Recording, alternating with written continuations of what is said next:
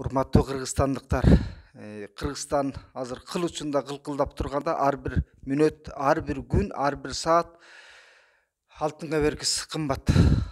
Коркунуч канчалык каптап турса дагы Сооронбай Жээнбеков кумга башын каткандай эле эмне үчүн экс президент Розо Отунбаева туңгуюктан бир жол таап кетер Өмүрбек Текебаев сыяктуу фигуралар эмне үчүн үн катпай отурганы аябай тынчтандырат. Мүмкүн алар өз алдынча аракеттерин көрүп аткандыр. Көшөк артында мүмкүн бир нерселерди уюштуруп аткандыр. Бирок мындайда ачык чыгып, эмне үчүн бир туңгуюктан бир жол издебейбиз? Кыргызстан чөгөлөп калганча, Россия же коңшу өлкөлөрдөн бирөөнүн таасири киришүүсүн күтүп атабызбы? Кыргызстан тизелеп калганга чейин эле үн катпай отура бересиңерби? Жаштарды күтүп атабыз 2 күн, 3 күндөн бери. Бир консенсуска келип, бир меморандум таба албай, топ болуп бөртөйүп, ар кимиси ар жака сүйрөп турган убакта силерге авторитет кымбатпы, имидж кымбатпы? Коомчулук силерди жакшы көрөбү, жаман көрөбү, бирок кандай болбосун Кыргызстанды сактап калууда баарын курмандыкка чалып, баарына бир көз жумду кылып, ачык чыгып коомго, элге айта турган сөзүңөр жокпу? Эл башына күн түшүп турганда ушундай эрендерден сөз чыкпаса, акыл чыкпаса, караламан калк каяка барат? Көчөдөгү туңгуюкка кабылган топторду көрүп атасыздар.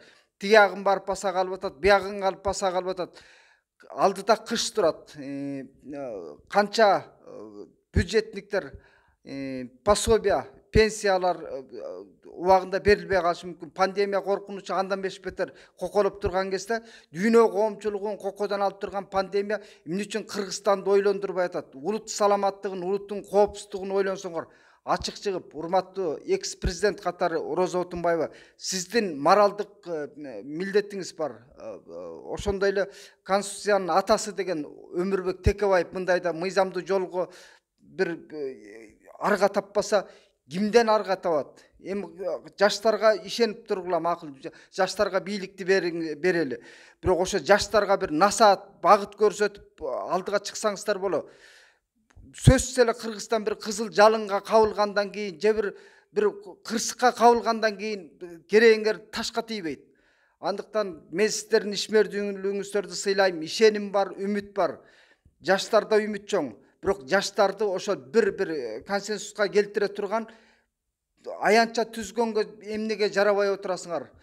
Жең ичинен бир саясат жүргүзүп аткан топтордукун расмий бийлик жок болуп, паралич болуп турганда, жалгыз ушу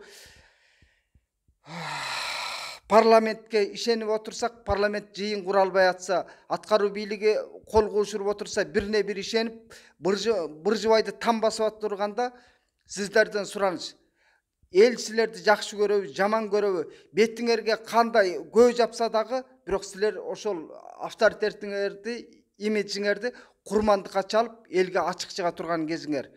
Себеби Кыргызстан ушул түндө эмне болуп кетет?